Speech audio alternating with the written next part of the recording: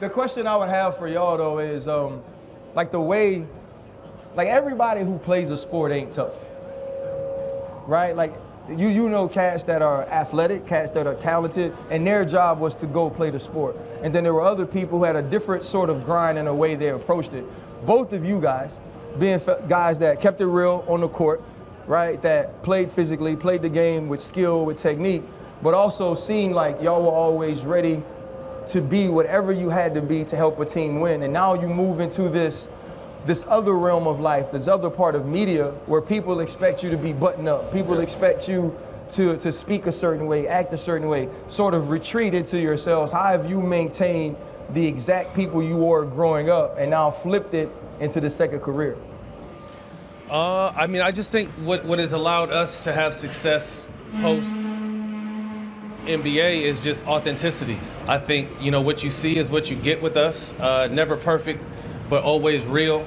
I think through our career, we understood the assignment. We both got drafted, but didn't make our first run at the NBA. So we had to take different journeys to get to where we are, to both end up winning NBA championships, to both respectively play 15 and 14 years in the league, is through who we really are. So, I mean, I think that drive as an athlete, one thing we talked to Kobe about, we did Kobe's last interview, and he told us, as athletes, we're disciplined, we're structured, we're thinkers.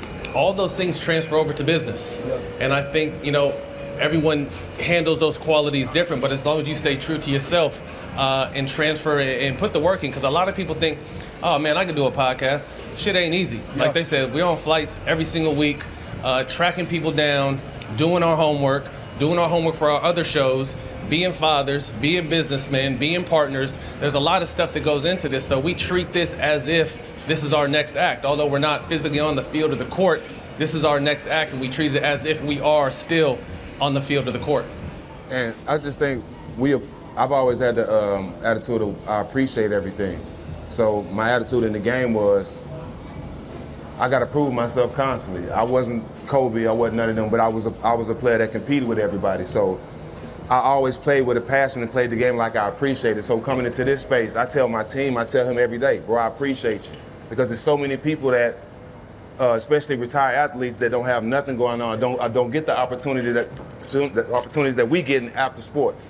So I tell my team all the time I appreciate them, and we work so hard. Like this is our last show, we won't have another show. We appreciate everything we get, and I think that's why we winning. And we appreciate our fans too, because we constantly show the people that support us that we appreciate them. That's why we always out in the community. That's why we talk to people and engage on social media, because we've never been the type that get the success from our fans but don't relate with them or interact with them. You know what I'm saying? I've always been somebody that's always in the streets and like to be around the people, because that's the people that make us, always made us. They gave us the motivation to make it, being in the hoods with so many people saying you can't, so many people that didn't make it. That's the motivation we get to make it. So just appreciating my people around me, appreciating the gift and the opportunity to be in this podcast space, that's what keep me going.